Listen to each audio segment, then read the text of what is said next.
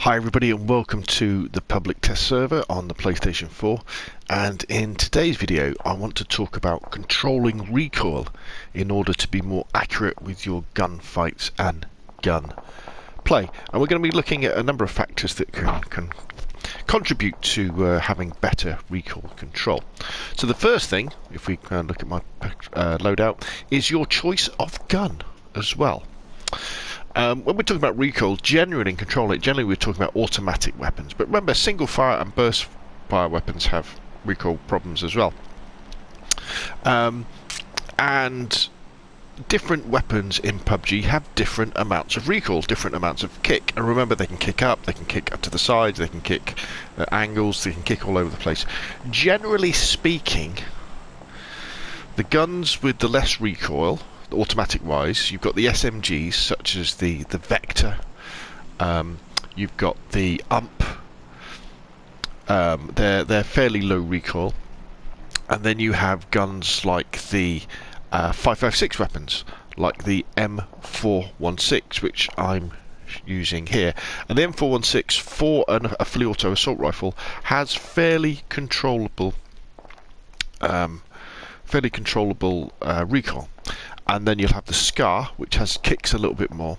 And then if you move on to the 7 weapons, like the AK and the Barrel, they kick significantly more than the 5.56 weapons. They do more damage, but they kick significantly more. So if you want to equip an assault rifle, which I would always recommend do as your sort of close range weapon, medium to close range weapon, something like the M416 or the Scar or the QBZ or the G36 on Vikendi are very good.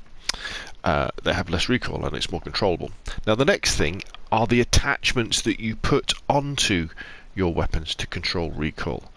One of the most important ones are the grip and then also what you put on the muzzle. So what I've got on my M416 here, I have the vertical foregrip, and if you look in the description in the middle at the bottom, it says vertical foregrip. Very good, so 2 pluses at vertical recoil control, and it's good at weapon stability after shot. Now, as long as you put some sort of grip on your gun, it's going to be better than nothing on your full auto. So a vertical, an angle, a lightweight, and is the thumb grip one of them? As long as you put something on. Generally though, at the moment on your fully auto weapon, the vertical is a good choice. Next thing is what you put on the barrel. And the best thing is the Compensator. And the Compensator will really help to control that automatic fire. In terms of effectiveness, the least effective thing generally is a suppressor. It will have some effect, but it's I've got my Mini 14 here. Then you have the flash hider, which does control recoil a little bit, and then you have the Compensator. You could also argue that when you're going to be using your close to medium range weapon, like your M416, the effectiveness of a suppressor isn't that much because you're going to be fairly close to your target anyway.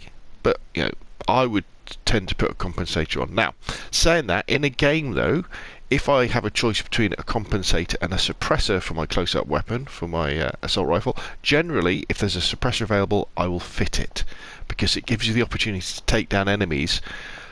And then if there's any other enemies around you that you haven't spotted, they won't generally know where you are.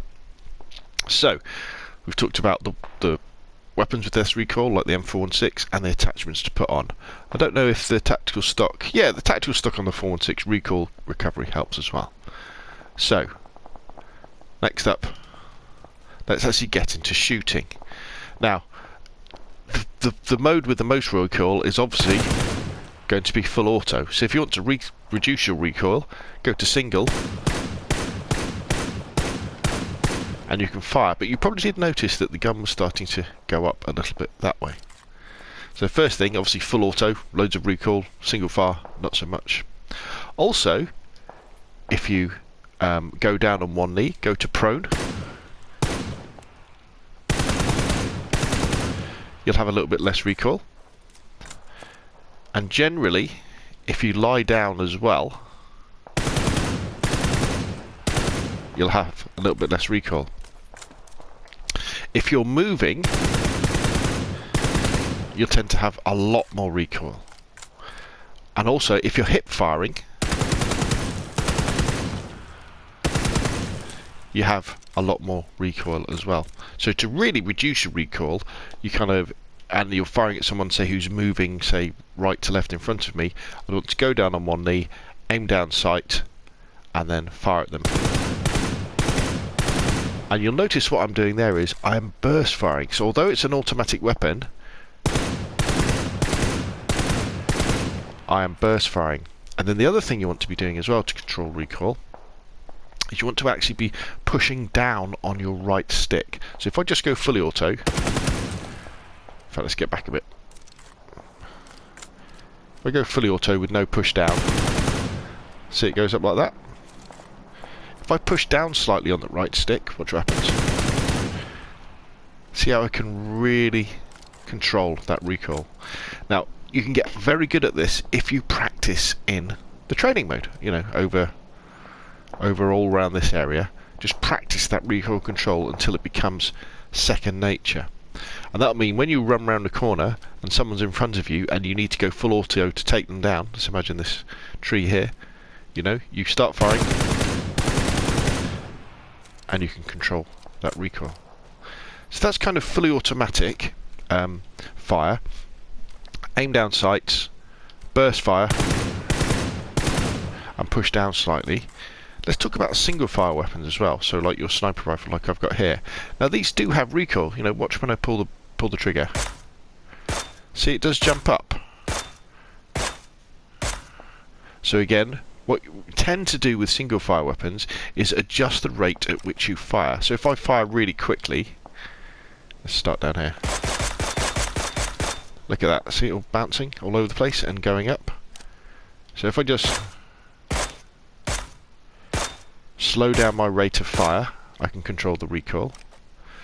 And really with single fire weapons, it's firing and then pushing down a little bit to regain your position. As I said as well, if you crouch down, you'll get less recoil. And if you go completely prone, you'll get even less recoil. But I don't advise doing that very often because it leaves you very, very, very exposed.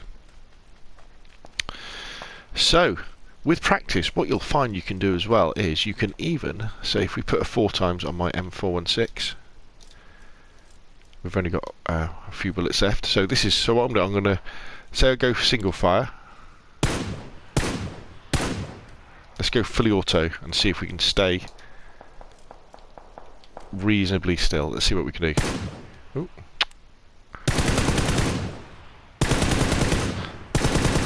And that's with pushing down on the right stick. So you can imagine that can be quite an effective technique. I would never really recommend it, to be honest, though, going fully auto with the full times, because if you go single fire, you can fire pretty quick that way. Okay, so hopefully that's helpful and it will help you sort of control your recoil. Think about the weapon you're going for. Go for a 5.56 weapon for your auto. That they kick a lot less. Fit something like a vertical grip and a compensator. Control that recoil even more. If you go down on one knee, that will help. When you're in fully auto mode, remember, burst fire. Don't just completely go full auto. Push down with your right stick and practice, practice, practice on the training mode. Right, anyway, that's enough from me. If you've got any other questions or comments, please put them in the box down below. Thank you very much for watching, and I will see you again soon.